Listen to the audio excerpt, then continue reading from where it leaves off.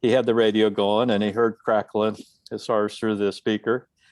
And the next thing you know, he hears is one small step for man, one giant leap for mankind. And that kind of started off Craig as far as his passion and pursuit as far as being an amateur astronomer. Well, upon his getting back to the States, like many of us, he went off and got a 5 and dime telescope.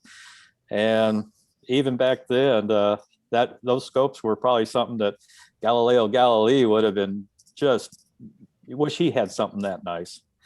And it didn't take long for Craig to start building his logs with observations and drawings and noting, the grandeur and magnificence and some of the shadowy things that he was seeing.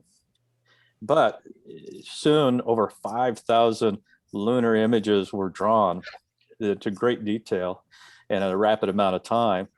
And he didn't have to do any photo processing to have those images. This was all by hand. Craig here has been published in the Christian Science Monitor. Encourage you to look at those articles. He's written a lunar compendium on lunar theories. And he's still proud of this, a graduate of Huntsville, Alabama's adult space camp.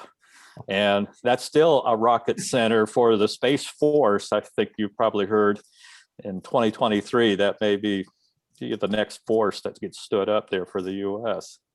So Craig, you were probably the granddaddy of that project, being there at adult space camp. Well, Craig didn't stop there as far as with those. He's researched many of the scientific archives across many states, and he keeps challenging himself and improving things. He was, in a way, a front runner and ahead of his time. By that I mean the term "the rock." Craig actually was. He should be titled with that because he was a protector, he was the preserver, he was the displayer, and he was a NASA certified moon rock handler. So when you hear the term "the rock," you think of Craig. And Craig was doing it before, and actually before this guy Dwayne Johnson was born. Jeff, NASA doesn't have that program anymore. This is a thing that, oh God, everything is now 10 and 15 years old. I guess that's what it is to be aging. But they had a program that public people, teachers or myself, you called them and they sent you a moon rock. And then when I would give my talks for the astronomy club, I could have a moon rock there. Well, yeah, and they told me, so don't leave this even to go to the bathroom, because if you lose this, you'll be on the 11 o'clock news tonight. So there was a big warning there, but several times I had that with me, and I really missed that because it was a pretty extraordinary thing to have sent. Yeah. Well, it sounds like that was a real honor, and like you said, responsibility, and you probably had a lot of Secret Service around you didn't know were there too.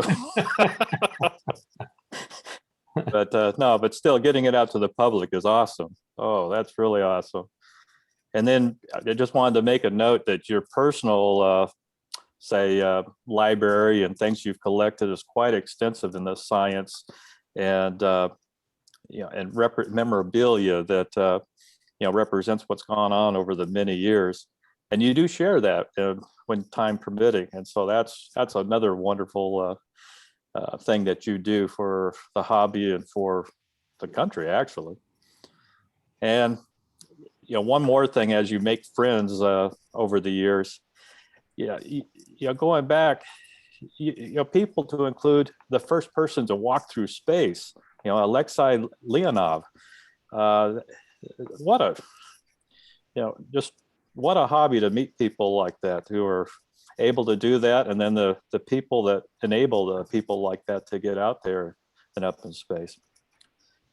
Well, those are a couple of highlights I wanted to say. I think, Craig, I hope you share some of the other friends that you've met and worked with or enjoyed time with. And without further ado, the program is yours. Thank you, Jeff. I guess if you share my screen, You, then you should be able to see what I've got here. Craig, you have to share your screen. There's a share screen button somewhere. Okay, usually when I do this, it goes the other way, the person, but it doesn't matter. I can't share your screen, but I've enabled it so you can share your screen. I see. Okay, here I go.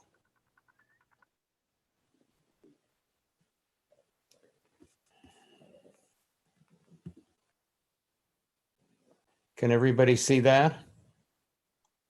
In the Yep. company of Moonrock Walkers? Yes. Yeah, Okay. see you just fine. I'm going to Okay. mute everybody.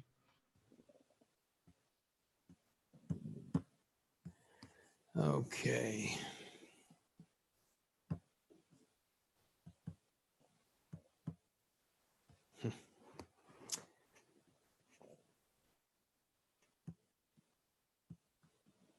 Okay, can you see that? Okay, I guess I'm hoping everybody can see that. Okay, so my name is Craig Wandke, and I've been with the club since like '94, and I'm pretty much solely a selenologist. I know very little about other things. I'm kind of the moon lunatic. Jeff has called me that before. So what I'm going to show you here are my efforts throughout the years with the people that I've met, and making some historical comments along the line here.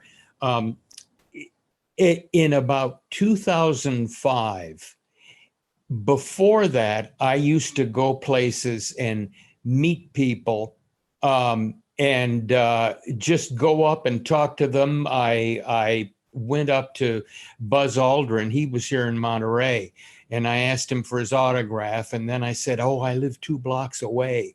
Can I go get some more stuff?" And he said, "Sure." And I had books and T-shirts, and it was just extraordinary. And he was very generous in autographing everything and talking to me at length. And then in about 2005, that all stopped. And with Harrison Schmitt, when I went up to see him on the USS Hornet, I had a moon globe with autographs, which I'll show you a picture. And I asked him if he'd sign that, and he said, "No, I'm not going to sign that, and I won't do any individual autographs. I had to pay money for his charity." Well, I don't take no. I'm kind of not obnoxious, but I'm a little pushy. And so I go up to the organizer of the event, and I said, "I've got this," and he wouldn't sign that. And the man said to me, he said, "Just wait, and when all this is over, we'll go up and he'll sign it for you." And I said, "Well, why wouldn't he sign that?" And then this man who was running the program pointed with some sarcasm in his voice, and he said, "Now, see all of those people there waiting to get the autograph? Tonight, those autographs are all going to be on eBay for $600. So it was when I began to realize that the people who just loved these people for who they were and what they did were a diminishing lot. And we were now, if you meet one of them now, you probably go to a desk and an autograph is 150 and sign your T-shirt 200. Literally, that's what they charge. So anyway, so this was one of the Rolls-Royce pictures. This was in Monterey in '94, and this is Alan Shepard and Alexei Leonov, who was the first Soviet. He's an artist, and excuse me, and he both of them came to the art gallery, and I had the very big pleasure of standing between both of them. So what I just wanted to show you, this is one of my first pictures. I've been drawing the moon for 51 years. And I was looking at this the other night, and it said, "I spent most of the time today watching Apollo 16 on TV. So that's just amazing. When I look at that, I feel very old that I actually did that. And then this is typical of the drawings that I do. And I make a note of various parameters, and I must have 6,000 or 7,000 of these now. And I'm thinking of hoping that they will reside in the University of Arizona. I have some contacts, and possibly they will allow me to make some binders of the better ones and put them there. So when I go, these aren't thrown in the trash. So, and I have a moon globe, and I have the autographs of 7 people who've walked on the moon. And that's a very cherished thing, because I met all these people and looked right into their eyes when they were signing. So as Jeff said, my first telescope was a dime store telescope, and I wish I had that. That would be fun. I probably spent $40 for it. And then I stepped up to a used 6-inch Dynoscope, and boy, was that something else. That was just amazing. And then I went up a little higher to another scope, but that was so big that I've now gone to a smaller pocket telescope, and I do most of my drawings through that scope. But my heavenly machine is a 5-inch Takahashi, and this is what I do all of my drawings with, and it's just an extraordinarily marvelous machine. And people say, well, are you going to get a bigger one? And I said, well, the next step up is a 6-inch, and that's about $12,000 and needs a truck and an assistant. And none of those I'm going to participate in. So this is the limit, absolutely. So it's a wonderful machine, as I say. So let me go through and show you some of the pictures of the people that I've seen. When I got out of grad school, I went down to Washington and lived in Connecticut.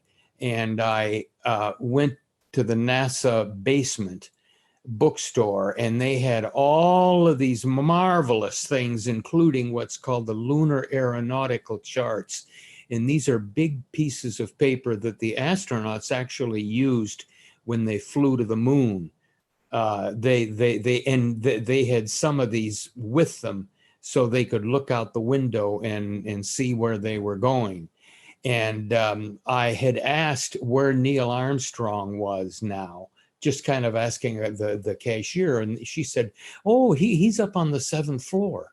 And I said, you're kidding me. So I went in to look for this map, which I subsequently bought elsewhere, but this is Lunar Aeronautical Chart number 40.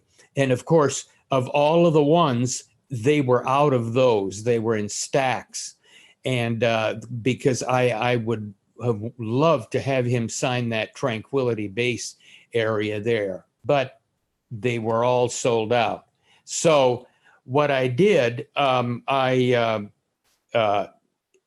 bought a picture, and I went upstairs and went up to the 7th floor, and on the door, as I walked into the left, just a corporate environment, was was a sign that said Neil Armstrong. And I walked in. When I think about that now, it's just mind-blowing. And the secretary says to me, yes, may I help you? And I said, yes, I'd like to see Neil Armstrong. And she said, well, he'll be back in a couple of minutes. Just have a seat. So suddenly he came in, and I stood up, and I was just shaking and like insane. Now, this was 1971. And I leapt forward and I said, Mr. Armstrong, I'm very much a fan of yours. May I have your autograph? And he said, certainly. And he took that and he signed that on the picture. Now, a piece of history that happened just last year, I was cleaning out my books, and there was a rather large moon map book that I figured I would take to the used bookstore. And I flipped through everything. And this picture was in that book. And I came within a hair's breadth of donating that book with this picture in it. And wouldn't that have been something that would have probably been on the news, that somebody went over and bought a used moon book for 50 cents, and there was a picture, a signed autograph of Neil Armstrong in it. So luckily I rescued that. And then some years ago, like maybe say 20 years ago, I was sitting all inspired by the space program, and I wrote this poem. And when I finished writing, and I thought, well, I'm going to send this to Neil Armstrong. And I had his autograph, his address in all of my masses of stuff from those years.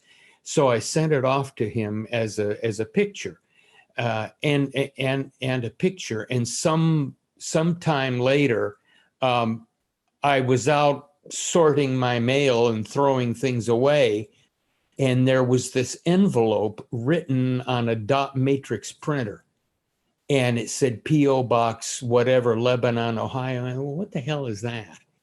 And I looked, and when I opened that up, I thought I was going to have a heart attack. It was a letter from Neil Armstrong. And he says, thank you for your kind note and your poem to an ancient blah, blah, blah. He said, I'm delighted to what I'm having to read it, and to add it to my collection and send best wishes for your continued success. So there's a handwritten letter from Neil Armstrong.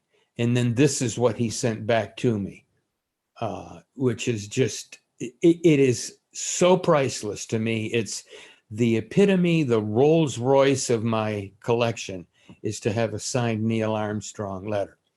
And the second person, appropriately, who I loved among all the astronauts, and I have a couple that, were very reticent to sign or do anything, but when Buzz Aldrin was here, I went down to the bookstore, and I had my little suit that I give my moon talks in. And so he signed that. And then I don't know how many years it is now, but it was 100 years of flight. So from the Wright brothers to 2013, maybe something like that. And so I was invited to go over to Moffett Field, and he was there, and I met him. And I'm holding this little yellow button that they wore, the Apollo 11 astronauts wore when they got back from the moon. And it says USS Hornet +3. I think that's what it says. Yeah, Hornet +3. And this is pretty much of a faithful reproduction. I made this, and it's the same size as what they had.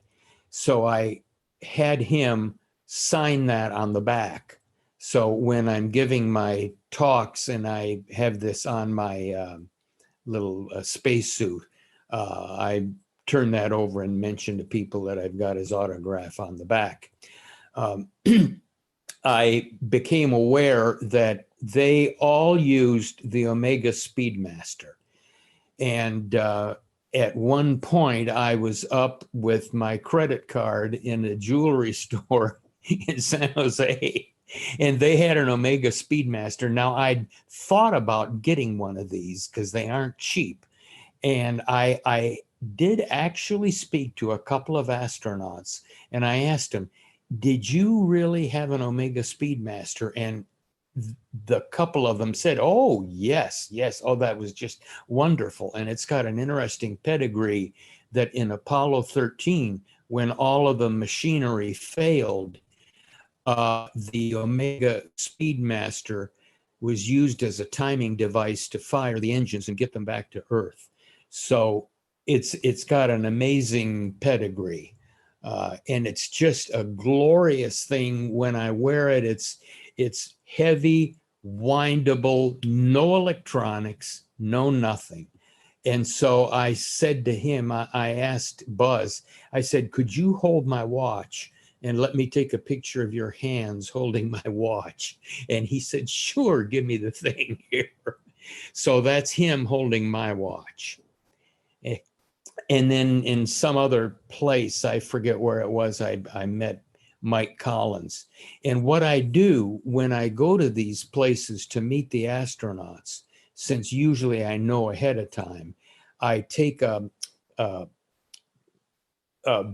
blank frame and I have them sign the frame, and then I take a picture and put it in the frame. And I've been very successful with that. So let me go through. Apollo 12 is one of my favorite flights. And I'll show you the picture. Pete Conrad and Richard Gordon and Alan Bean. These are all names that are now passing into history, and some of them have passed on already. Pete Conrad died. And this is one that I got from him. He was at a Christian store in San Diego when I was teaching school, and I took one of my students who loved the space program, and we went up and saw him, and he autographed this, and then he autographed the picture for the boy too. And then in '94, the three Apollo 12 astronauts came to an art gallery in Carmel, and I went and saw them and took a picture. I took a frame, and for some reason in those days I didn't carry a camera around with me, so I don't have a picture of me with them, but I do have their autographs, and this is Alan Bean. And then Apollo 13, of course, was the one that went around the moon and very nearly didn't come back. And that was quite the thing. And I have an interesting memory of that flight. I was in graduate school when that was going on. And a lot of the people that were in my grad school had just come back from Vietnam. And I was all scared and upset and stressed about the flight. And this one guy said to me, I mean, it was kind of a learning experience for war for me. I said, oh God, I hope they get back. They don't have any problems. And he said some equivalent of, fuck them. You know, I've lost 7 of my buddies over there in those jungles. I don't give a rat's ass about those astronauts in that thing. And I thought, whoa, so that was another view with another angle to what was going on. And I met both astronauts at a bookstore up north of San Francisco at one point. And then the Apollo 14 is one of my favorite ones because it's got Alan Shepard and Edgar Mitchell, who I've met, and Stuart Rosa. So this, I met all of these people. And so there's Alan Shepard and Alexei Leonov. And here he is. And I have one of his paintings. And so he was there. And that's the signature that he did for me. And I just recently came across this. There's a site that sells astronaut autographs, moonpans.com. And I have a few of these because they're very expensive, and I don't want to, I prefer the ones where I got them from the astronauts. But this, he's since died, and I love this. In fact, I bought this yesterday. This is a painting, and the lunar module, the Soviet lunar module, of course, they didn't go, but he was to have been the Soviet Union's Neil Armstrong. But this lunar module looks Russian, doesn't it? I mean, it just looks old and clunky, and yet that's how it looked. And so I'm going to be very happy when I get that.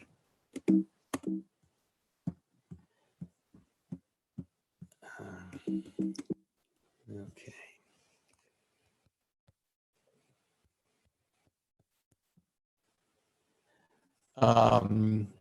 This is Alan Shepard and his Mercury folks, and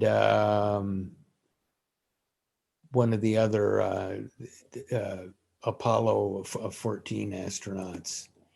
And again, Buzz Aldrin.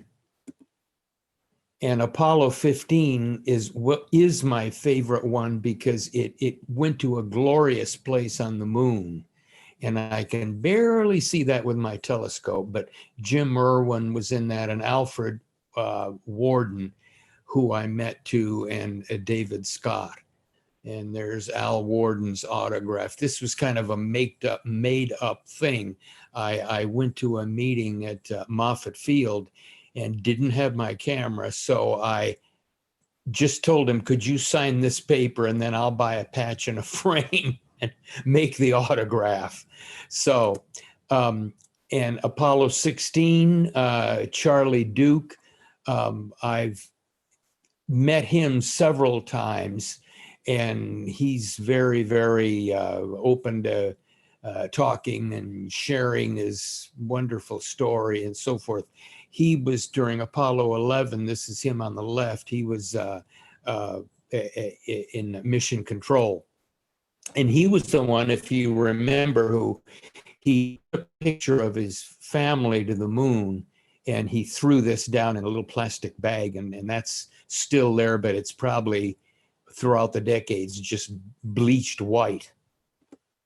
And my favorite picture of the moon is this Charlie Duke one. I just love this, the perspective, that big crater, and the LEM in the back, the Lunar Excursion Module. And then there he is, completely covered in moon dust. Oh God, what I would give to just get a piece of Scotch tape and just rub that up against that uniform. It'd be wonderful.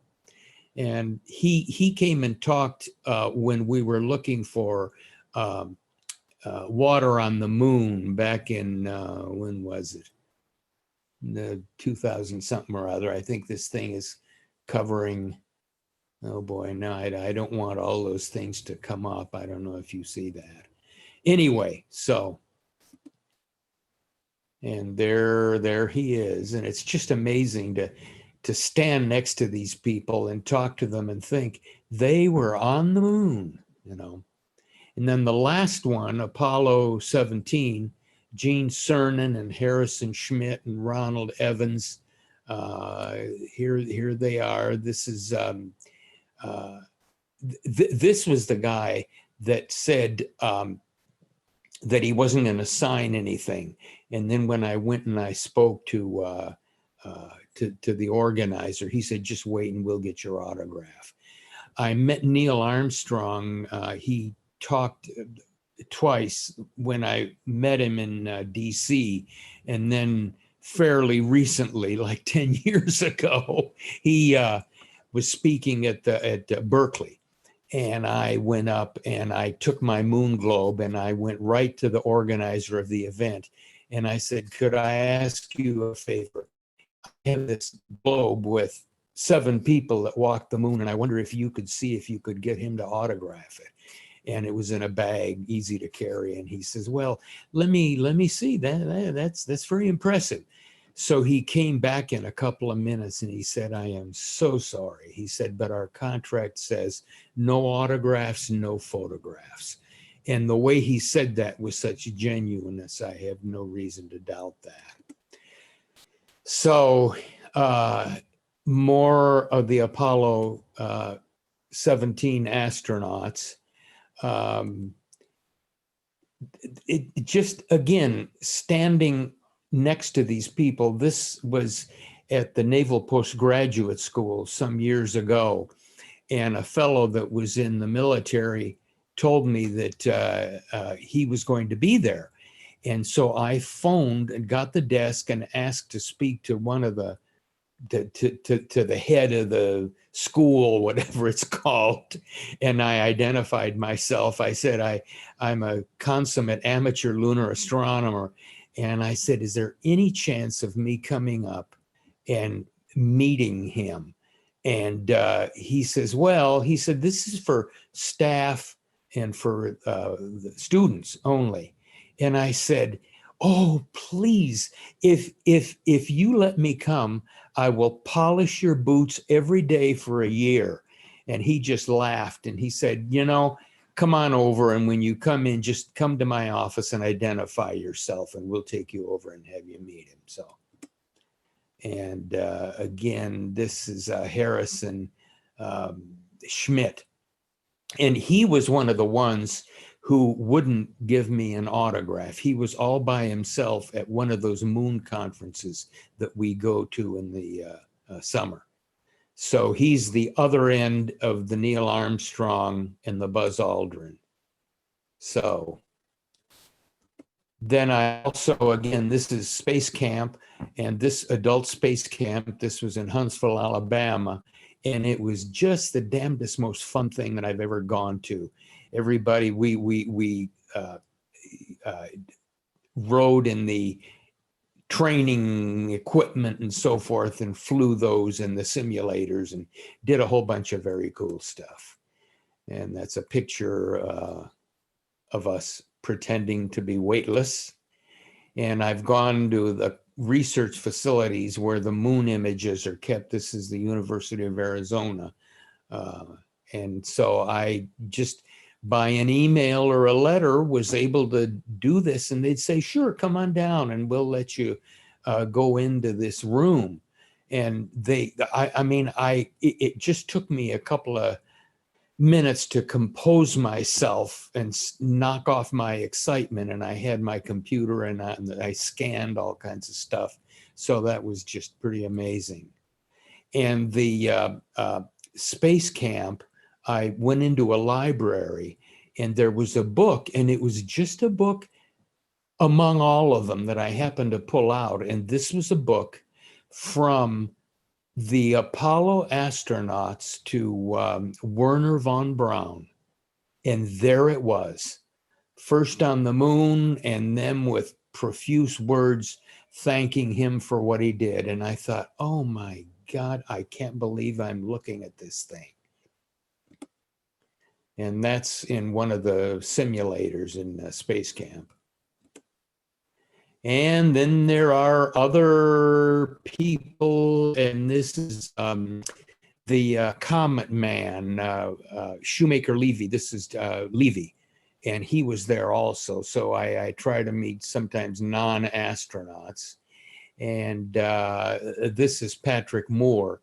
I corresponded with him over some of the books that he'd written and asking him questions, and he replied to me there.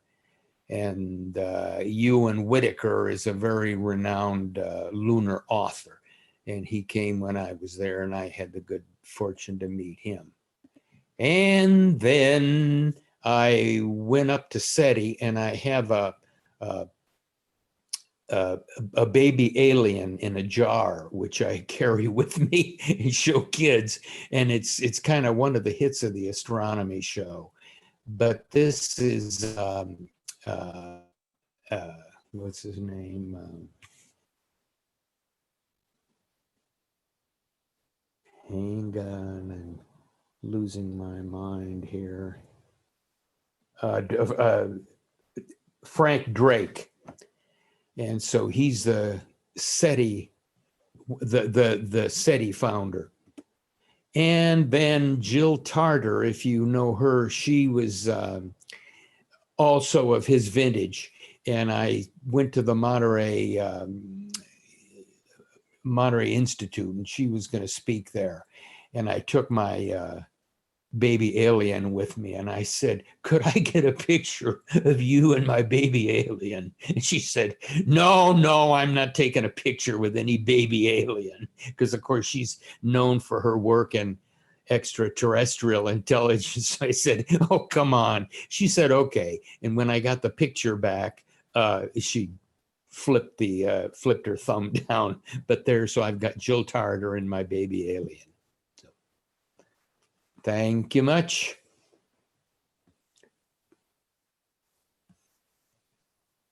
Well, that's awesome, Craig. Anyone out there got some questions or comments? Let me get rid of this thing here. How do Okay. I do that?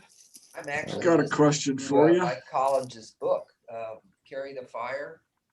Have you ever? Yes. Have you ever listened to that, read that book? Yes. Well, I'm very sorry, but I'm caught in technological. I can't dismiss the screen. The cursor doesn't go anyplace. Oh. So anyway, okay, yeah. So are there questions? I've got a question for you, Craig. Yes. How many guys are left from the 3 programs? Oh, wow. That's a good one. I'm not sure. There aren't too many. Of course, Neil Armstrong. Yeah. Well, Buzz Aldrin is one of the ones who is. Hang on. Michael Collins still around? Michael, yes, yeah. Well, this is not. Oh, there, something happened. Can you still hear me? Yes. Oh, yeah. You're Oh, good. okay. I was just getting rid of your screen share. I had to take a screen share and then shut it off. Oh, okay. All right, So we're back to the checkerboard here. there we go. Yeah, there aren't that many left, and so yeah, for the 50th anniversary of Apollo 11 on the Hornet, I think Buzz came again, but he's as soon as he appears, if they're selling 300 tickets, there's nothing, you can't buy anything or go because everybody's snatched up the tickets. And again, it's tickets. And it's not like when I saw him, you just walk in and say hi and put your hand on his shoulder. Them's days ain't around anymore. So, Yeah. but I'm very, very thankful that the peak of my interest was in the days that allowed me to go and meet them and see them and get their autographs, That's awesome. chat with them. Yeah. I have to tell you, I was talking to one of the astronauts, and I said, "Is it true that if you had punched the lunar module, you would have pushed your fist through the skin? That's how thin it was." And he said, Oh, yeah. "Why would I do a thing like that?" He was pretty snotty to me. And then I went to see another astronaut, Al Warden, years later, and I asked him the same question. I said, "Is it true that the lunar module's skin was very, very thin?" I think that's how I expressed it. And he said, almost quoting the previous astronaut, he said, "Oh, yes, and had you punched it, you would have put a hole in it." So one of them chastised me for asking the dumb question, and the other repeated what he'd said. Yeah. Wow. Well, So anyway, You ever get Mike Collins' signature? yes. He was good about it. Yeah, and I got him at some bookstore someplace. Some of this is kind of going away in my memory. It might have been the bookstore up in north of San Francisco, where I went several times to meet them. Yeah. Well, Craig, and can you hear me? Yes. So I don't know if probably this will interest you. While you were showing all your pictures, I realized that I had a couple pictures sent to me by a retired doctor who's got a camera and a lot of time on his hands. So let me see if I can show them to you and the rest of the guys. He kind of glanced up at the sky. He lives by the Carmel River, and he saw a jet flying probably from the Orient towards LA, and the moon up there. And he said, "You know what? I think it's going to intercept." So he ran into, grabbed his camera, and let me see if I can show these pictures. Wow, that's pretty good see that coming and then, Yeah, so help me with this thing here. I should have a share thing here. Yeah, share, if you're in the web version or the desktop version, share screen, green button in the middle bottom. You know what? I thought I did my due diligence, and here I am letting it all hang out. Okay, so let's see here. Can you see this one? Do you see No. anything? Not yet. Not yet. Well, I think I have a patient crowd here, right? Yeah. Little green thing at the bottom of yours. Yeah, Yeah, so I've got it on, I've got an iPad here and says share screen, which I touched, and I have the photos here, 2 of them. oh, And I've got them both check marked, 1, 2. And let me see if that works. maybe John has to share the screen with you like he did There to we go. me. Oh, there we go. There you go. You Cool. got something on there? Yeah, Yeah. got the first photo, half moon and a jet. Okay, Nice. all right. within So a, he you know, sees couple this jet. degrees. Wouldn't It's try to shortly fly a after jet to the sunset moon. in Carmel. And of Oh, course, the jet is, and its contrail is illuminated by sunlight. yeah. And he says, I think it might hit the moon. So he runs into his house, grabbed his camera, takes this shot, and here, let's see if I can advance it, is the next one. Whoa.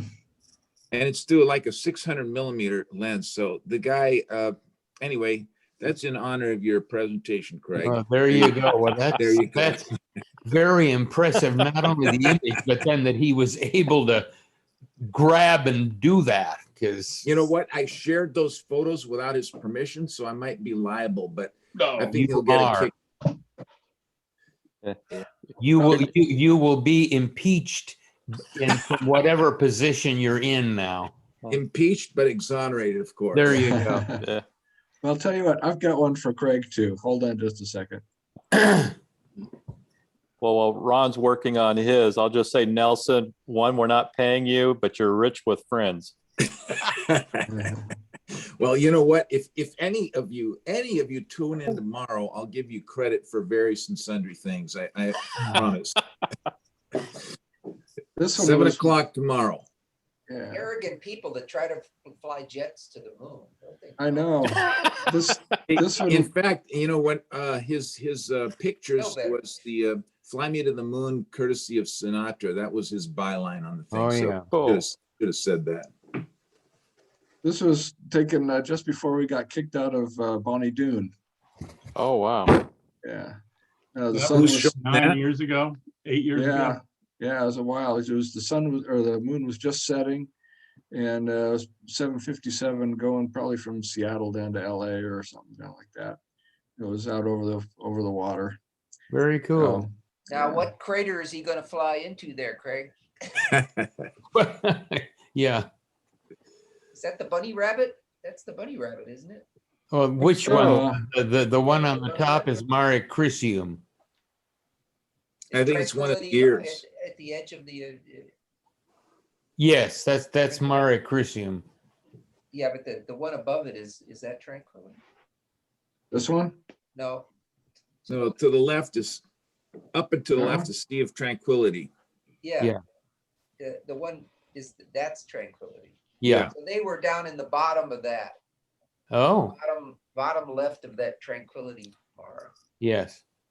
There is an app you can actually zoom in. It's kind of like Google Earth, and you can go all the way down and see the lander. Yeah. It's all LRO pictures and stuff. Yeah, those are pretty Cool.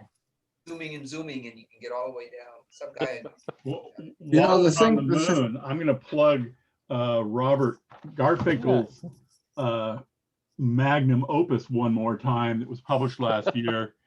This is a 3-volume, massive hardcover book that's worth its weight. Okay. Really an exercise program. Yeah, that's probably 40 pounds of book right there. I mean, Yeah. that's, all 3 volumes. But just amazing amounts of detail, historical information, technical information, mythological information, everything you could ever possibly want to know about the moon. The only Yeah, complaint right people there. have is that when you're reading the sections that go day by day through the Terminator of the Moon for each day of the moon cycle, you really want to have a separate lunar chart next to you. Mhm. That the maps, inline maps aren't that great. Yeah. Well, one of the things when I'm doing my drawings, within 15 minutes or a half hour, there's a perceptible change along the terminator Oh, to yeah. the educated eye. And I say that not to be bombastic, but if you know what you're looking at, you can see that things appear and disappear within a half hour. And so Wow. that's why with my drawings, I am very careful with the time. And then I don't extend much beyond a half hour. I just end because I don't want to put in things that are not there or things that have disappeared or appeared. And I can't do that if I'm looking for more than 30 minutes. So it's kind of interesting when people say, well, does the moon change? I have to say, well, in a certain sense, it changes in 1/2 hour. Yeah. Oh, wow. Craig, when you're drawing some of these features, how many in a night, if you get a good, clear night, will you typically draw or try to draw? Yeah. Well, usually because there's a play between when I'm drawing, between speed, accuracy, Yeah. what I'm drawing. I can't answer, but I want to say not more than 2. Okay. And then I of all the places where I'm honest with myself, that's it. And then I Okay. sit back and I look at that drawing, and I say, what do you rate this? And I say a 1. It's a piece of crap. And then then decades later, when I'm looking at that, I know that that's not trustworthy. But if I say it's a 4, then I'm going to accept that what I did was accurate and was trustworthy for me to go back and look at. Well, Yeah. well, Hey, Craig, this is Jim. This is a little off topic, but I had never heard of Space Camp. And so while we were talking, I looked it up. And Yeah. I'm embarrassed to say I'd never even heard of the U.S. Space and Rocket Center Yeah. in Huntsville. So could you tell us a little bit about that, or tell me a little bit about it? Obviously, Yeah. you were there. yeah. Yeah. Well, I became aware of that through the kids' space camp at Moffett Field. And that was, I think it was also 5 days for kids, typically kind of junior high type age kids. And I looked at that and I saw what it was. And it was $1,000 for 5 days, which is nothing. And so you stay and attend facilities that the astronauts use. So we stayed in an astronaut training dorm. And then we went, and the trainers were all down in a huge big place. And we went in there and flew those. We trained in the a shuttle for 5 days. And then the last day, we had an actual unassisted flight. And there were people, there were astronauts back in the bay door, back in the Bay Area, like tending to machines. And when it came time, we suddenly had to land because the clock is ticking and you've got all of this literature that you're looking at. I mean, it gave me a big feel of how they must operate in reality. They've got charts here and things looking there. And anyway, so we ended up starting the descent without closing the door and bringing in the rear astronauts. And they were pounding on the door and saying, don't land, you got to let us in. So yeah, so it was, and then on the last day, I mean, they just did it. They really did it up. They gave us uniforms, astronaut uniforms. So for the $1,000, you got 5 days food, all that stuff, and then these wonderful blue astronaut suits. Cool. And they gave us a ham and eggs breakfast, just like the real astronauts. And then we went out and flew in this simulator. And then there was another simulator that was like a big swimming pool with some equipment down on the bottom, and we had an assistant, and we went down with aqualungs, and we went down, and he communicated with us via hand signals, and one was like, lift this up and turn it around. And it was maybe just a geometrical thing, or maybe it was shaped like something. Well, when you stood to do that, because of its inertia, you were the one who rotated. So that was a kind of a learning experience, that when you're in space, inertia governs, and you just don't go moving things because they don't move. And when you exert a force to the left, you go to the right, and nothing happens with what you're trying to do. So anyway, so there were just all kinds of stuff. And then one of the times was going to this library where they had all of these books, and that picture, that front page of Armstrong and the astronauts writing to von Braun. And I thought, just to have that there, I mean, I was touched and scared that, somebody could just steal that, take that and put it in a bag and go off with it, because they just let public people go in there. And so I was very, very touched to be able to see that and look at that. And it was in no special place. It was just in there with all of the other books arranged in alphabetical order. So, yeah. Well, thanks. Question. Yeah, it sounds fascinating. I gotta Yeah. sign off, so see you guys next month. Okay. Good night. I'm gonna go ahead and kill the recording. We can keep on talking, but There Yeah. you I go. think we've gotten past formal Yeah. Q&A. Yeah.